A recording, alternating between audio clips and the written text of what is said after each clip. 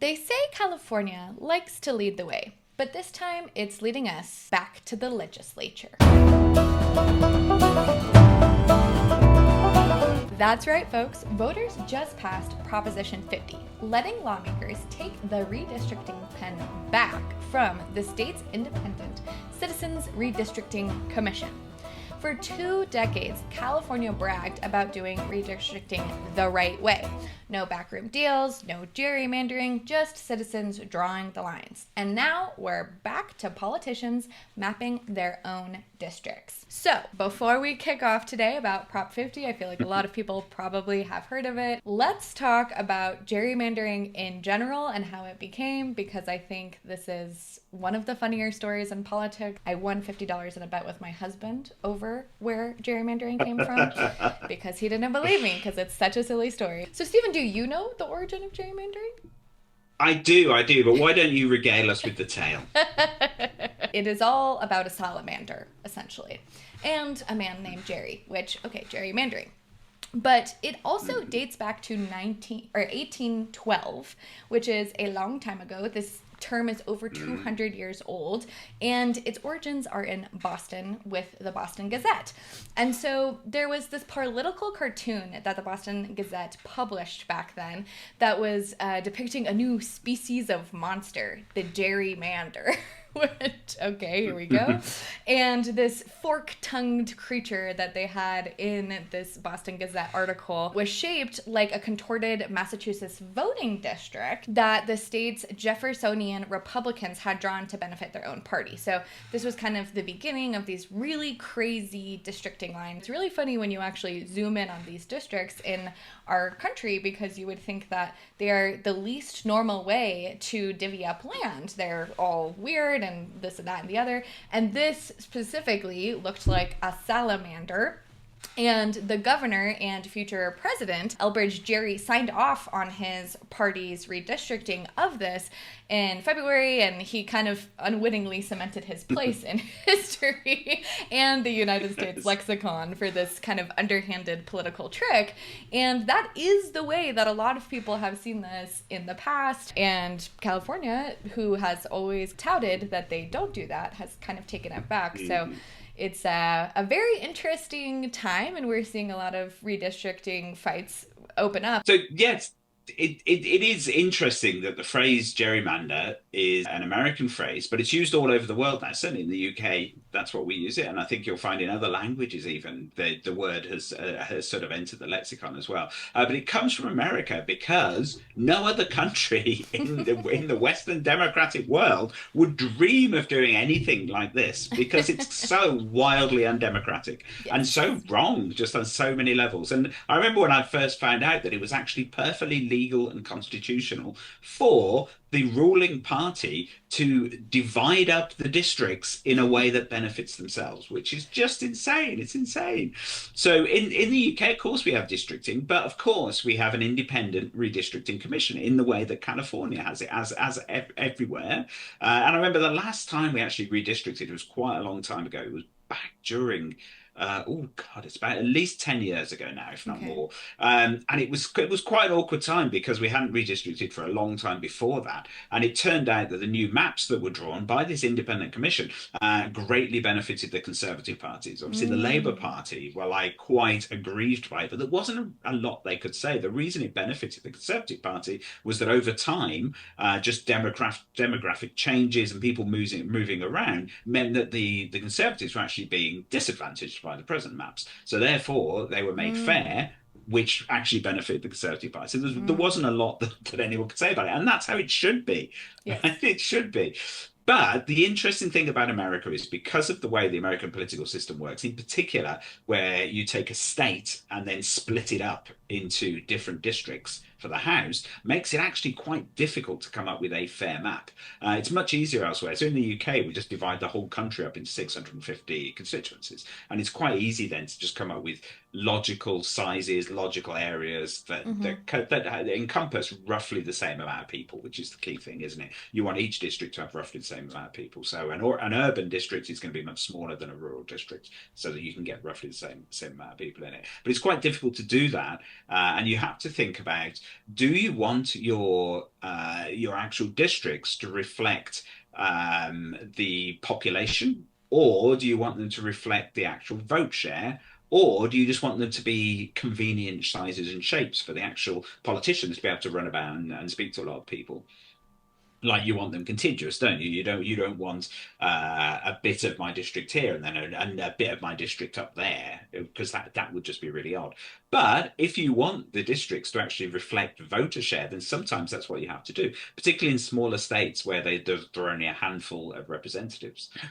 So it's actually more difficult than it seems to come up with a fair map. But certainly you shouldn't allow the ruling party to draw the maps. That's crazy. Right. And one of the issues with gerrymandering specifically is the way that they're drawing them are also trying to dilute the power of votes in different areas by taking Yeah, little tiny like tabulations of a yeah, liberal area and then spreading that across a that's right. very like intense conservative area to kind of Mhm. dilute the power of those votes. And so when you look at the new maps of California, you'll see very funny little things that kind of go Yeah, down the side and they'll tap a little yeah. bit of a area that seems to be very blue, it's a city, and then it will be Mhm. distributed to an area that may be a little bit more right leaning. And so that's also why Yeah, we get these really weird shapes here. One, people don't yeah, live one person every 5 square feet or anything like that. We have towns and land doesn't vote, so it's not super weird, especially in the US because it is so big that some of them would look a little weird. But you get into yeah. some really funny, hilarious salamander like looking maps when you Yes, actually get into absolutely. how this works. The theory behind it actually is to try and make districts, the share of House seats, reflect the vote share within the state. So if 40% of people are voting Democrat in a particular state, the Democrats should have 40% of the House seats. And to make that work, sometimes you need to draw weird districts just to sort of make sure that it's not being unfair. But of course, that's not what happens. But in the partisan world we live in, you have the ruling party doing two things really: making sure they've got the maximum number of seats, but also making as many seats as possible safe. And that's the other problem with this, because in a democracy, you actually want seats to be competitive, because Mm-hmm. then politicians actually have to listen to the people. If they know they're going to face a serious challenge at the next election, they're going to be much more aligned with what the voters want. Whereas in the House, there are a vast number of seats that are so safe that the politicians know they never need to worry at all about their electorate, because they're always going to get elected. And in fact, they only just worry, they worry more about primary challenges than they do the actual general elections, which again is a craziness. So yeah, gerrymandering is just weird. I don't understand why the United States hasn't got rid of it. And I don't Well. understand why everywhere doesn't do what California did. Yeah, I mean, I definitely think there's going to be a lot more movement like that. I think Democrats for Mhm. a long time have tried to go on this high road and it's not really serving them very well. And if the Yeah. other side is willing to, dilute the vote of people to retain and gain power, then, I Mm. guess all's fair. I'm loving war. It Um, is. It is. It is. Well, I read a really interesting Matthew Iglesias article about this actually, and I agree with him. I think his conclusion was the only way to do it properly is to switch to a proportional representation system of voting, mhm. where basically each state has an election, and you say, okay, so within this whole state, 40% of the votes were for the Democrats, and therefore we're just going to apportion 40% of the seats, or however many seats there are in this state, to the Democrats. Right? And yeah, and individual legislators don't have individual districts in that way. Now that's a disadvantage because you don't have your own constituency, your own unique constituency, but you can work that out. There's plenty of places around the world that have that, and that's really the best way to do it. So that's what America needs to do: change your voting system. One thing that I always Should be want is great. for us to become a coalition government. So here we are. Yes. If we Well, weren't just a yeah. two-party system, we probably wouldn't have this problem either. Okay, well, let's get Excellent. into the topic at hand today, Prop 50. So, what on earth happened here, and how did this switcheroony come to be? Yes, so this has been a huge story. So most people, I think, are probably familiar with it. But let's just run through the basics of this. So California has basically built its reputation on fair maps. This was following a period back in the 2000s, which California was infamous for terrible gerrymandering. And so in the early 2000s, voters passed Props 11 and 20, which were known as the Voters' First Acts. And they kicked lawmakers out of the process completely and they handed it to a citizen-led commission. And that's worked really well. And everyone agrees that the maps that have been used since then in California are, broadly speaking, very fair. But if you fast forward to 2025, political reality intrudes into this cozy situation. So, at the behest, obviously, of President Trump, who is a little bit concerned about losing the House in the midterms next year, states like Texas geared up for mid-decade redraws to boost Republican seats in Congress. Now, this, of course, goes against what usually happens where the actual maps are only redrawn following a census, which makes sense. The census tells you how many people there are, so therefore you redraw your maps to match whatever that reality is at the time. So in response to this, California Democrats, of course, said, well, two can play at that game. So Proposition 50 was framed as a defensive maneuver, so not a power grab by California Democrats, but a protection of California's representation. It was carefully designed to exactly counteract the 5 extra seats that Texas redistricting has created for the Republicans by creating an extra 5 Democratic seats in California. All right, so are we calling it defensive gerrymandering now?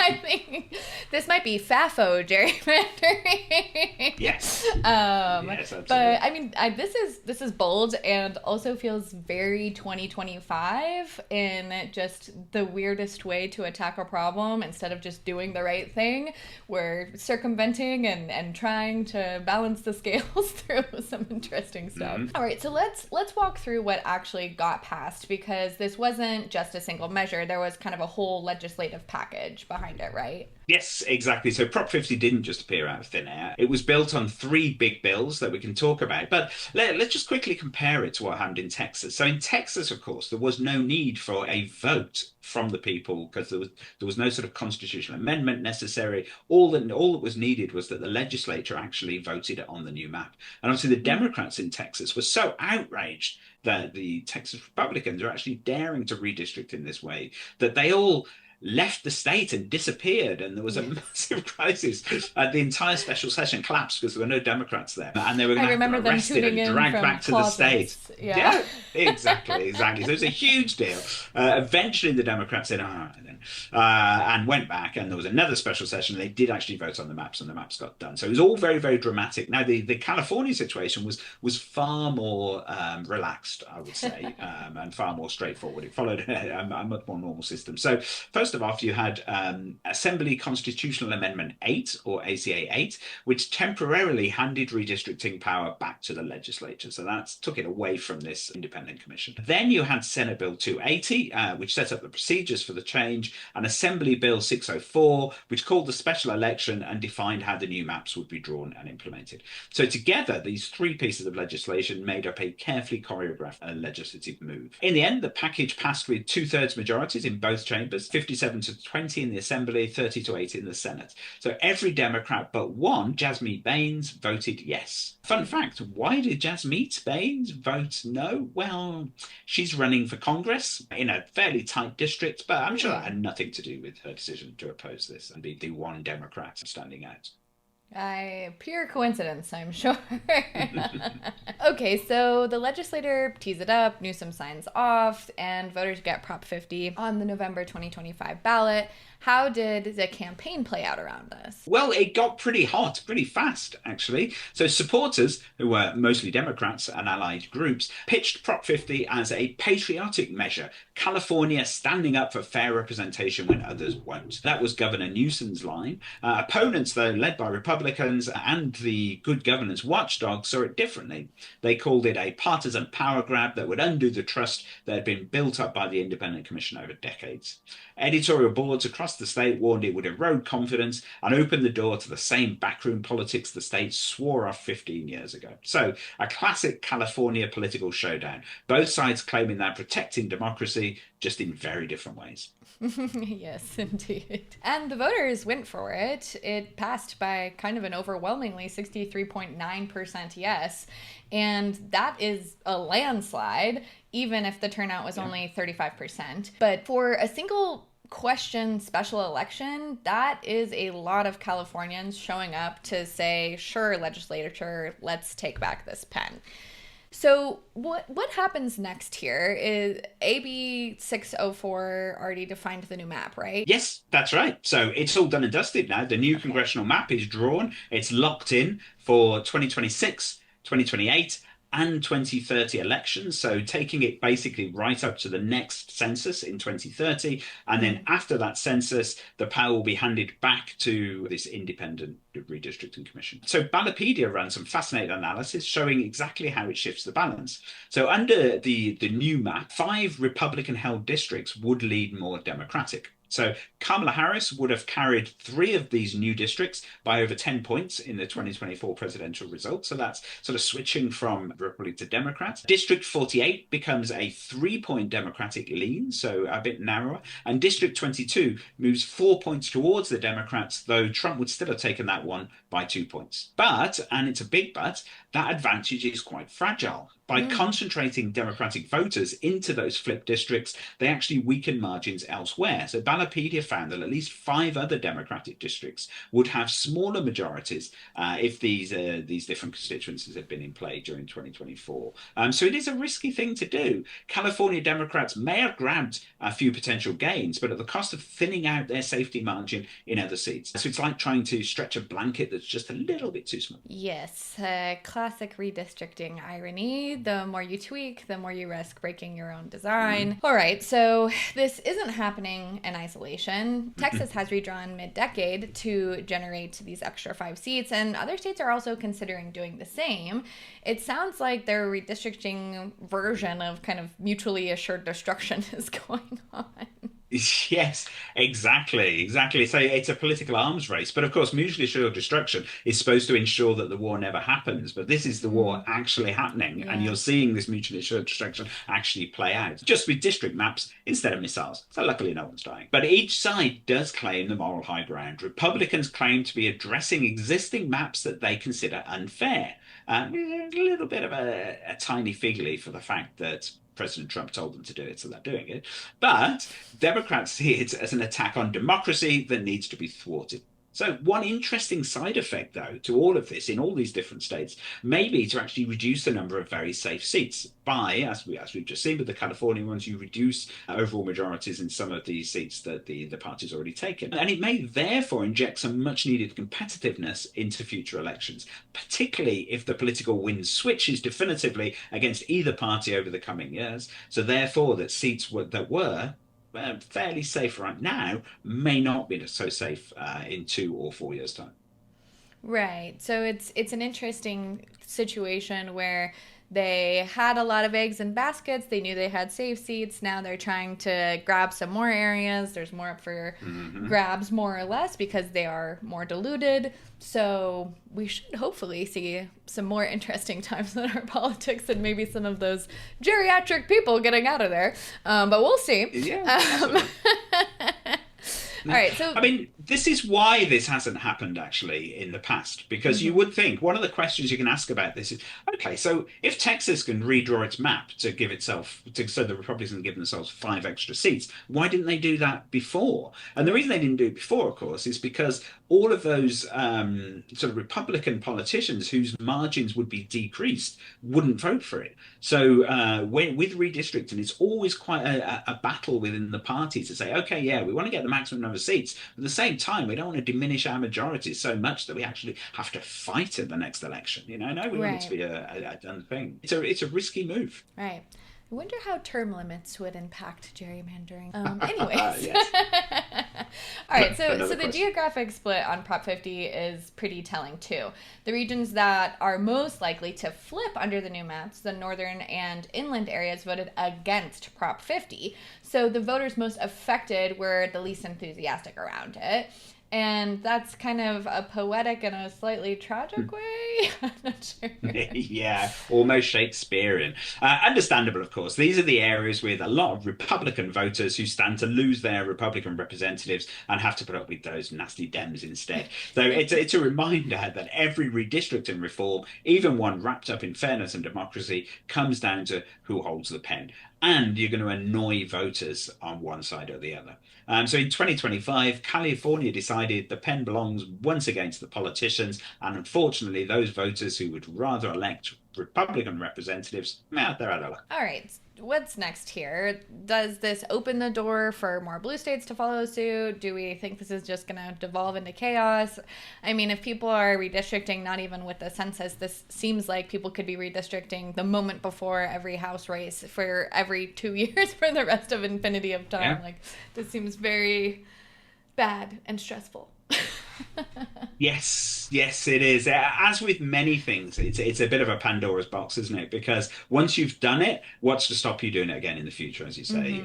You are setting a precedent. Mid-decade redistricting isn't just for Texas anymore. It's no longer beyond the pale and a terrible thing that you shouldn't do. If the new California map holds up and helps Democrats gain seats in 2026, don't be surprised if states like New York or Illinois start eyeing their own temporary adjustments. Republican efforts, of course, are already going way beyond Texas. So other Republican legislators are already drawing new maps and passing them. And if they do, Democrats may well feel obliged to respond. Yeah, I think we're definitely getting into an area where people thought that they were kind of holding the moral high ground for the sake of doing so.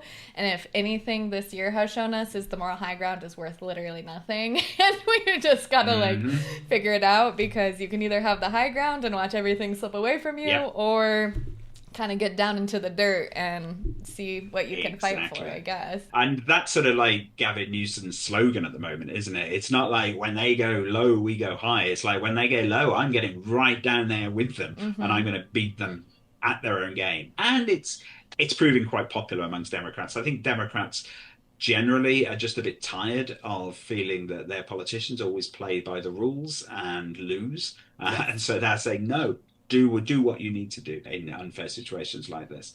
The biggest question, of course, is whether Congress or the courts step in to actually curb this tit-for-tat cycle.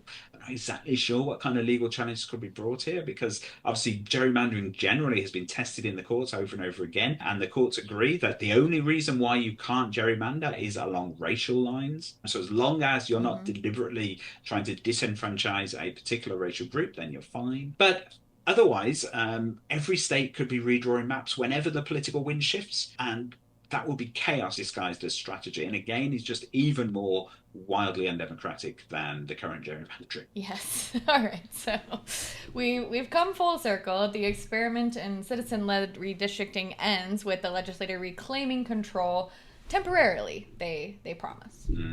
So if California wanted to make a statement about protecting democracy, it's definitely kind of a complicated, nuanced one. It is. Obviously, the laws that they've passed, those bills that they passed, do hand back control to the Independent Commission in 2030. But no reason why they can't pass more bills, actually change that, particularly if this thing becomes a regular thing, then who knows? But California is saying, we do believe in fairness. There are times when fairness has to take a back seat, though, just so you can actually win the battle. And the California voters went for it, as we saw. It was a convincing win, and a lot of Californians, obviously, they really do like the Independent Redistricting Commission. So actually switch their views in this way, show that they are actually behind the Democrats on this one. And right, it is fairness if you look at it from the national scale. Texas took 5, California took 5, so that, nets out. But then if you go inside the state, then it doesn't feel fair. So I mean, it's just... We are certainly living in interesting times. I do wonder what Elbridge Gerry would have thought of this all. But that is it for this episode of Beyond the Bill Number. If you want to dig deeper into the bills behind Prop 50, ACA 8, SB 280, and AB 604, you can find them all at BillTrack50.com. And remember, we're always looking beyond that bill number here. It might be within a state or across the whole nation, but there is a lot happening behind all of the different moves that we're seeing in Congress. So it's always a great time to tune in. It is. Couldn't have said it better myself. Until next time.